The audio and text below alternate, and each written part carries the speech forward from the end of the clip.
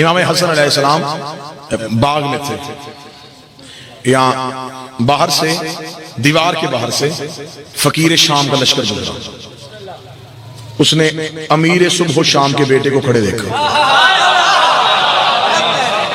میں وہ زبان کاٹ کے کتوں کے آگے نہ پھینک دوں جو علی کے سوا کسی کو امیر کہے۔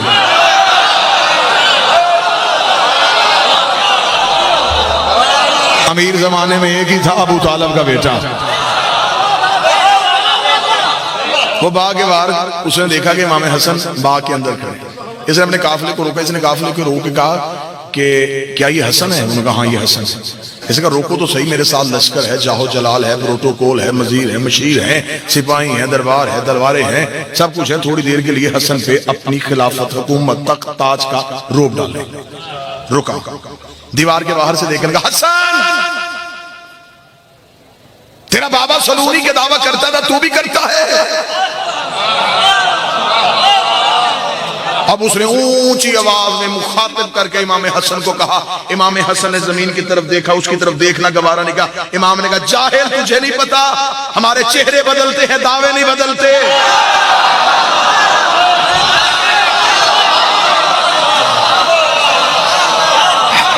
دعوے نہیں ہمارے بدلتے، دعویٰ وہی ہے جو پہلے کا تھا، آخر تک یہی چلے گا۔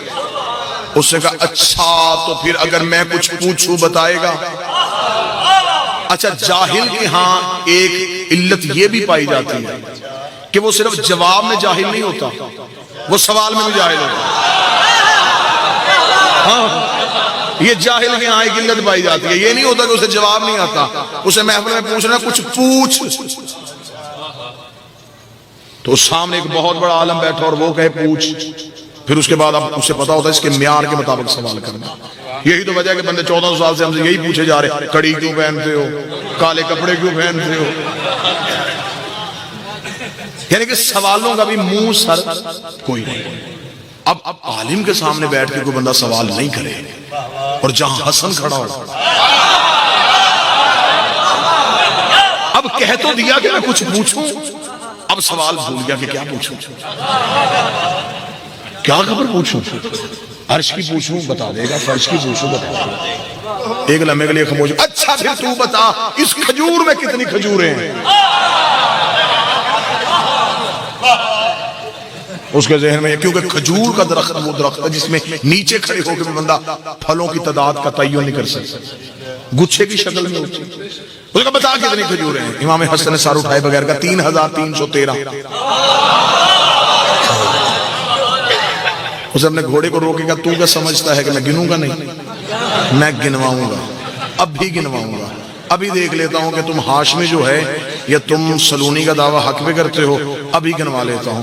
اس نے اپنے سپاہیوں سے کہا چڑھو کھجور پہ، ایک بھی پھل اوپر نہ چھوڑنا، سارے کے سارے پھل نیچے گراؤ، ابھی میں دیکھتا ہوں کہ 3313 ہے کہ نہیں۔ چادر بچھا دی گئی، پھل گننے شروع ہو گئے، امام حسن ٹہل رہے ہیں اور وہ پریشان ہے۔ چلے میں جملہ بدل دیتا ہوں، خلافت پریشان تھی، امامت مطمئن تھی۔ آئے آئے آئے حکومت کے قدم ڈگمگا رہے تھے اور امامت کے چہرے پہ بھینی سی مسکراہٹ تھی، امام مطمئن کھڑے تھے، حکومت گھبرائی ہوئی تھی، گھبرائی ہوئی حکومت میں سپاہیوں نے کھجوریں گنتے گنتے گنتے گنتے گنتے سپاہیوں نے کہا 3313 ہی ہے۔ اس نے کہا ایک گھٹاؤ ایک بڑھاؤ، ایک گھٹاؤ ایک بڑھاؤ، ایک گھٹاؤ ایک بڑھاؤ۔ اس نے کہا گھٹاتے ہیں گھٹتی نہیں، بڑھاتے ہیں بڑھتی نہیں، گھٹاتے ہیں گھٹنے نہیں، بڑھاتے ہیں بڑھنے نہیں۔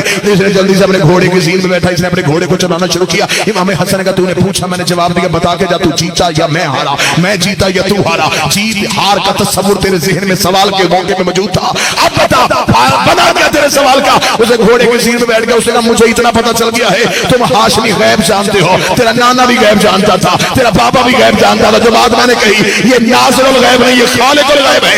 امام حسن چاہل واپس آ، اتنا یاد رکھ میں نے غیب سے نہیں بتایا، میں نے کہا یہ ہو گئی۔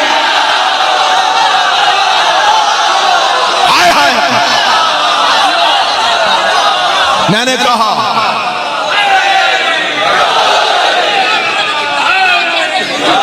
نے کہا یہ ہو گئی۔